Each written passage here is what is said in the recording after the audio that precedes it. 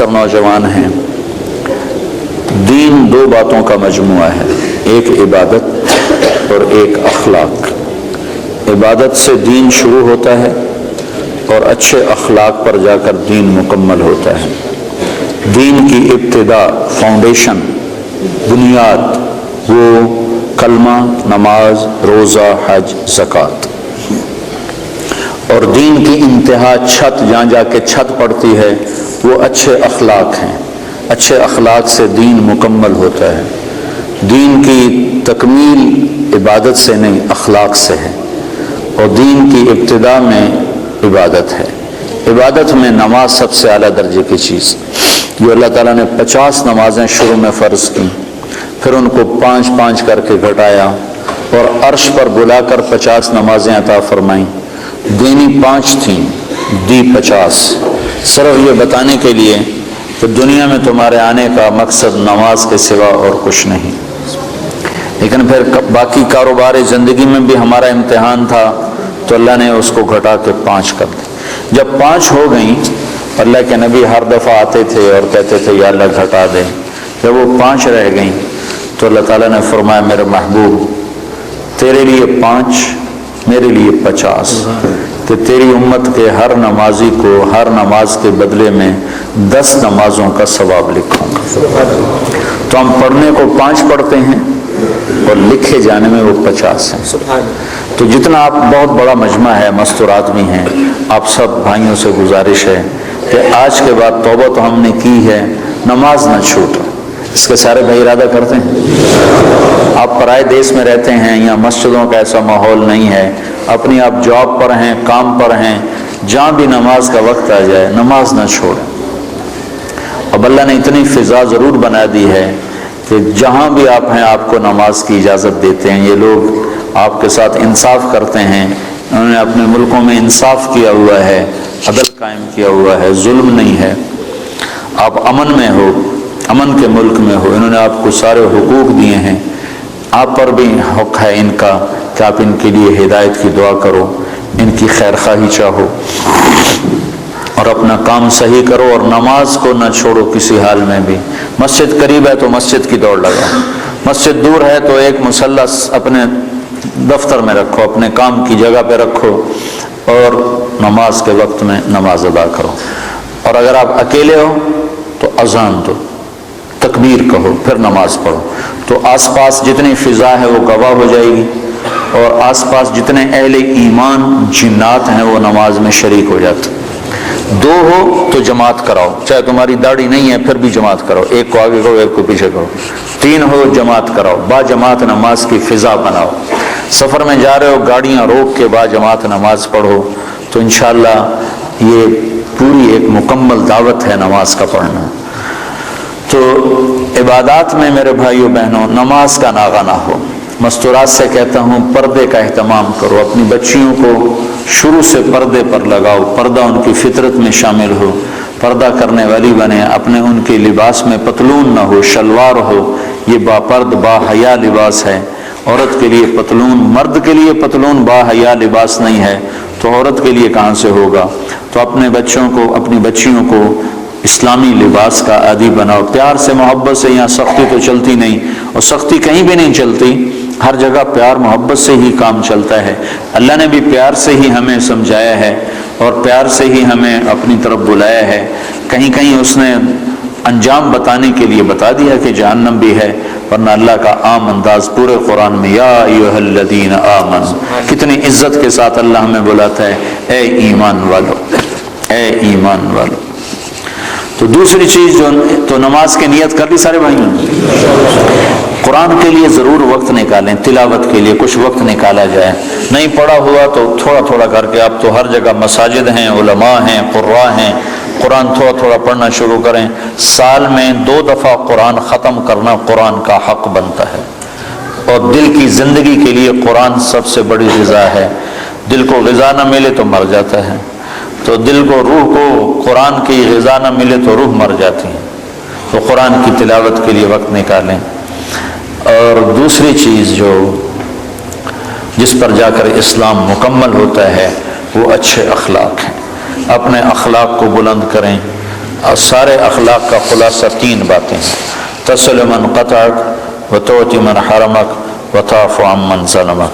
جو توڑے اس سے جوڑو، جو محروم کرے عطا کرو، جو زیادتی کرے معاف کرو. پھر اگر ماں باپ ساتھ ہیں تو ان کی قدر کرو. آج مجھے بڑا دکھ ہوا، مجھے ایک اولڈ ہوم دکھایا ساتھیوں نے، تو اس میں مسلمان عورتیں بھی تھیں، مسلمان مائیں بھی تھیں، ان کے جوان بچے ہیں اور وہ ماں کی خدمت سے محروم ہیں. کیا بدبختی کی انتہا ہے کہ مسلمان کے لیے ماں تو جنت کا راستہ ہے. میرے نبی نے فرمایا ماں کے قدموں تلے جنت ہے.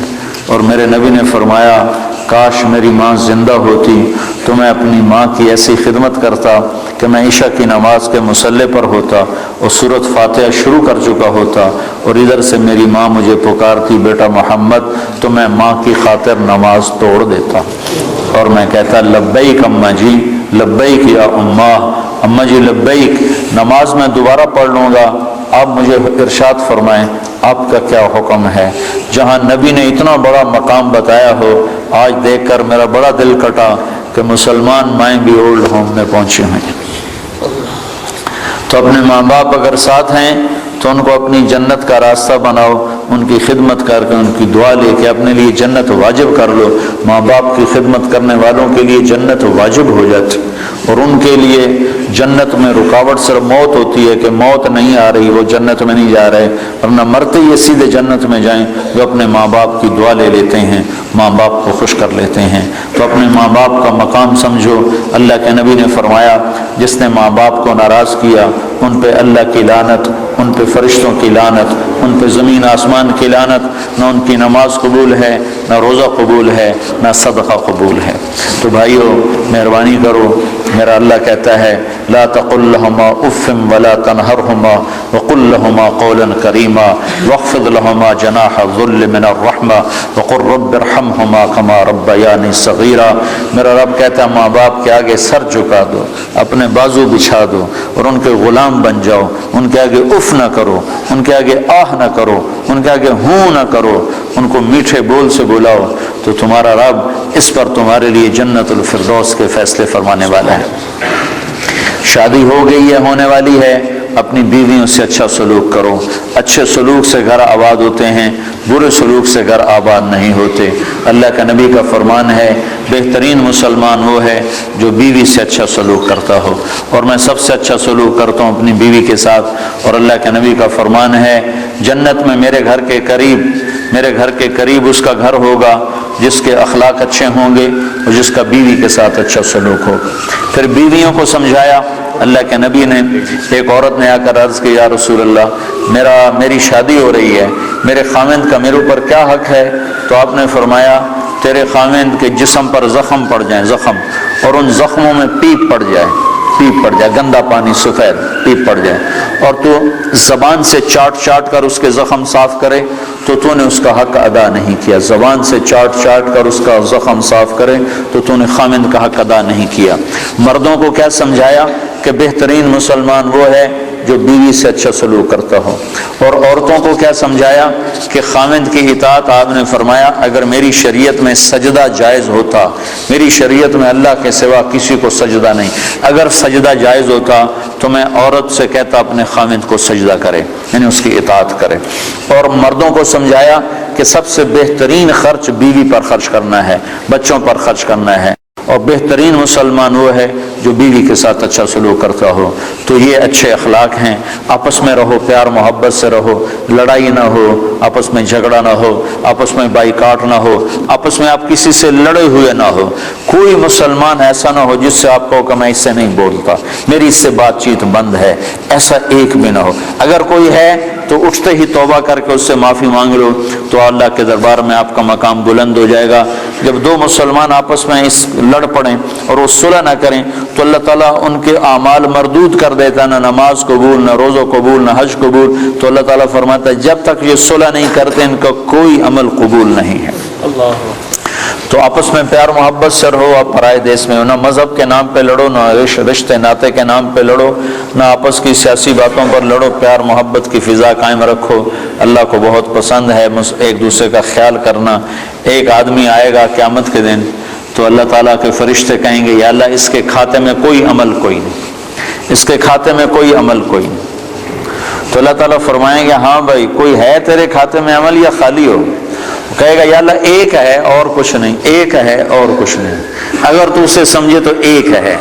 کہ کیا ہے؟ کہ میں کاروباری آدمی تھا، جس کو پیسے دینے ہوتے تھے اس کو تنگ نہیں کرتا تھا، موقع پہ پیسے پہنچاتا تھا، اور جس سے لینے ہوتے تھے وہ جتنا ہی تنگ کرتا تھا میں اس کو تنگ نہیں کرتا تھا، میں چپ کر کے واپس آ جاتا تھا، کبھی اس کو بے عزت نہیں کیا۔ ہمارے ہاں تو پاکستان میں تو بہت ہوتا ہے، چونکہ کام ادھار پہ چلتا ہے، یہاں بھی ادھار پہ ہی ہے سارا کام، تو ادھار پہ کام ہوتا ہے، تو جس نے لینا ہوتا ہے وہ گالیاں نکالتا ہے، جس نے دینا ہوتا ہے وہ انکار کرتا ہے۔ تو وہ کہنے لگا یا اللہ بس ایک ہی تھا میرا، جو نہیں دے سکتا تھا اس کو معاف کر دیتا تھا، جو پھیرے لگواتا تھا اس کے پھیرے لگا لیتا تھا، اس کو کہتا کوشن، اور جس کو دینا ہوتا تھا اس کو موقع پہ دیتا تھا۔ تو اللہ تعالیٰ کہیں گے تو نے تو میرے بندوں کو بڑا بھلا چاہا، تو آج میں تیرا بھلا کرتا ہوں، صرف اسی عمل پہ تیرے لیے جنت کا فیصلہ کرتا۔ تو اللہ کے بندوں سے بھلائی بہت بڑا عمل ہے، بہت بڑا عمل ہے۔ وقت کے جنید بغدادی بن جاؤ، دو کام کر لو، ایک زبان پہ قابو پا لو، تمہاری زبان سے کسی کا گلہ نہ ہو، کسی کی غیبت نہ ہو، کسی کی چغلی نہ ہو، کسی کی شکایت نہ ہو، کسی کو گالی نہ دو، کسی